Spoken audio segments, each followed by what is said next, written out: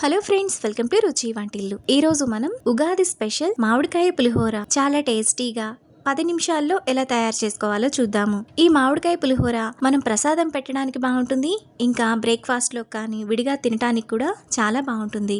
చాలా సింపుల్ గా చేసేసుకోవచ్చు. సో లేట్ చేయకుండా వీడియోలోకి వెళ్ళిపోదాం.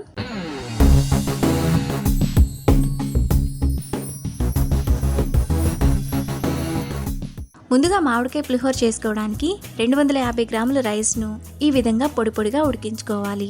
పులిహోర చేసుకోవడానికి అన్నం ఈ విధంగా పొడి పొడిగా ఉంటేనే బాగుంటుంది. ఇప్పుడు ఈ అన్నాన్ని ఏదైనా వెడల్పుగా ఉండే గిన్నెలో వేసుకొని పక్కన పెట్టుకోవాలి. తరువాత అన్నంలో 1 tablespoon oil, 1/2 teaspoon కంటే కొంచెం తక్కువ పసుపు, 1 రెమ్మ కరివేపాకు వేసుకొని కలుపుకోవాలి.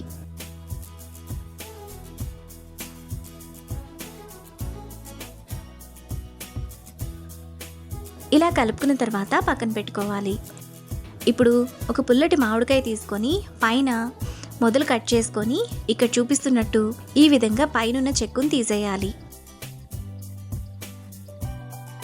మామిడికాయకున్న చెక్కునంతా ఈ విధంగా తీసిన తర్వాత ఇప్పుడు ఒక గ్రేటర్ తీసుకొని ఈ విధంగా తురుముకోవాలి.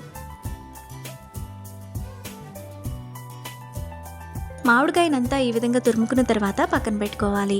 మామిడికాయ పులుపు బాగా ఎక్కువ ఉంటే తురుమును కొద్దిగా తగ్గించుకోవచ్చు.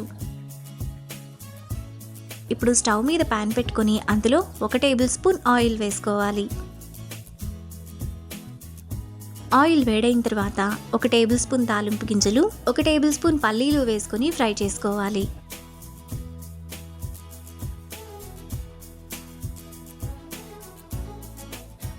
తాలింపు గింజలు పల్లీలు వేగిన తర్వాత అందులో పొడవుగా కట్ చేసుకున్న 3 పచ్చిమిరపకాయలు, 2 ఎండుమిరపకాయలు, 1 రెమ్మ కరివేపాకు వేసుకొని ఫ్రై చేసుకోవాలి. పచ్చిమిరపకాయలు కూడా వేగిన తర్వాత అందులో 1/2 టీ స్పూన్ పసుపు, ముందుగా మనం తురుముకున్న మామిడికాయ తురుము వేసుకొని 1 నిమిషం పాటు మీడియం ఫ్లేమ్లో ఫ్రై చేసుకోవాలి. ఎక్కువగా వేగాల్సిన అవసరం లేదు, 1 నిమిషం పాటు కలుపుకుంటే సరిపోతుంది.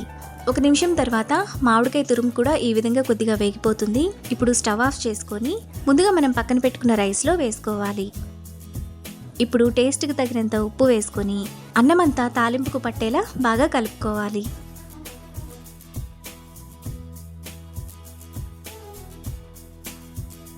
మనకు చాలా టేస్టీగా మామిడికాయ పులిహోర రెడీ అయిపోయింది. ఇప్పుడు ఈ పులిహోరను నైవేద్యంగా పెట్టినా మనం తినాలనుకున్నా చాలా టేస్టీగా ఉంటుంది.